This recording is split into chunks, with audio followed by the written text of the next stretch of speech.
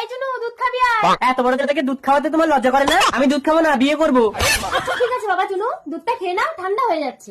তবে বউ নেবে, বউ বিক্রি আছে, বউ কিনবেন। ও দিদি, বউ কিনবেন, বউ বিক্রি আছে। ও মা, ওই তো বউ ব্যাপারী, দুটো বউ কিনে দাও না। ও দাদা কত করে বউ?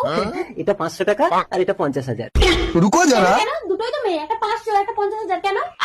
দেখতে পাচ্ছেন না, এটা বিবাহিত আর এটা অবিবাহিত। ও মা, ওইটা নেবো, ওইটা ভালো।